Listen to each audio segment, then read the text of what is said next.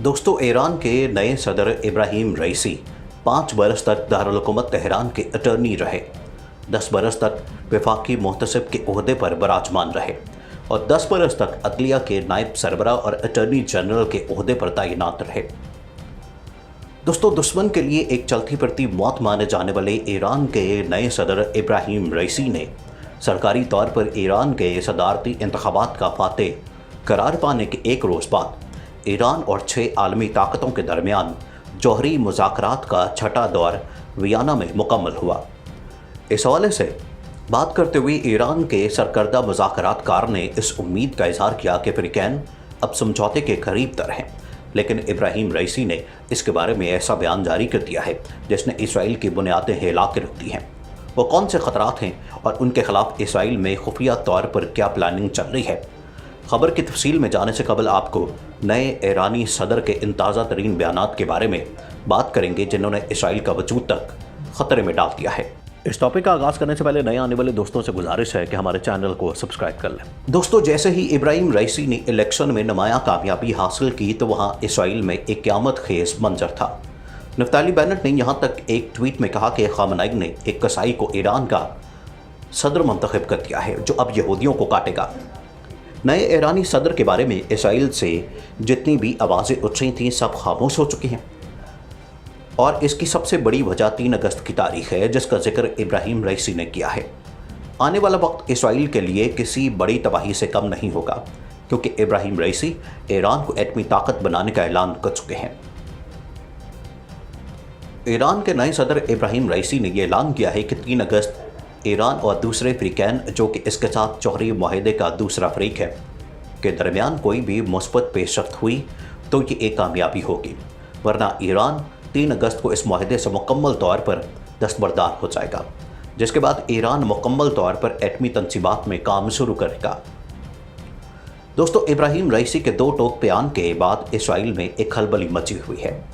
Israel के नए वज़ीर-ए-आज़म नफ्ताली बेनेट ने भी जिन खदशात का इज़हार किया था ये तमाम सच साबित होते जा रहे हैं। दूसरी जानिब से ईरान के सदर इब्राहिम रईसी ने लेबनान ईरान सरहद का दौरा करके हिज़्बुल्लाह से मुलाकातें की, जिसने इसराइल पर एक बार फिर से लर्ज़ा तारी कर दिया।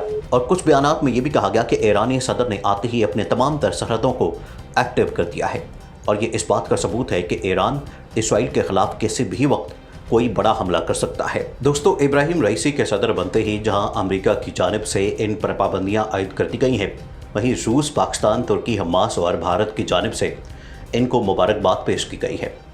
एक तरफ अमेरिका इसराइल के साथ ख़तरात के बायस सिक्योरिटी बढ़ाने के मुआहदे कर रहा है तो दूसरी जानिब रूस के सदर पुतिन ने देखते ही देखते नए ईरानी सदर इब्राहिम रईसी के साथ ताल्लुकात मजबूत करने का ऐलान कर दिया है, जिससे ये मालूम होता है कि अब ईरान इसराइल जंग बड़ी ताकतों के दरमियान जा चुकी है।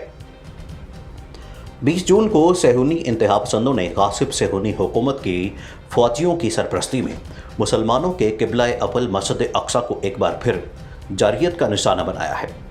फ़लस्तीन अल यौम की रिपोर्ट के मुताबिक इंतहापसंद सेहूनियों ने इतवार के रोज़ मस्जिद अक्सा पर एक बार फिर हमला किया। इंतहापसंद सेहूनियों ने मस्जिद अक्सा के सहन को जारियत का निशाना बनाने के अलावा इस्लाम मुखालिफ नारे भी लगाए, जिसके बाद सेहूनियों और फ़लस्तीनियों में शदीद झड़पें शुरू हो गईं।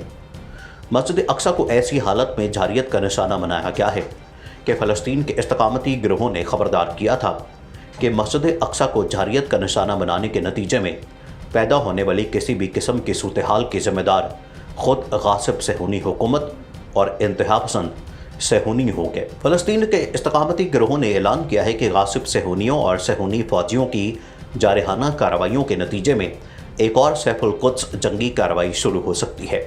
अमेरिकी सदर जो बाइडन 28 जून को व्हाइट हाउस में इसराइली हममनसब रेवलिन की मेज़बानी करेंगे। व्हाइट हाउस की तर्जुमान जेन साकी ने एक बयान में कहा कि सदर रेवलिन के दौरे से अमेरिका और इसराइल के दरमियान पायदार शराकतदारी और हमारी हुकूमतों और अवाम के दरमियान गहरे ताल्लुकात को मज़ीद मजबूत बनाने में मदद मिलेगी।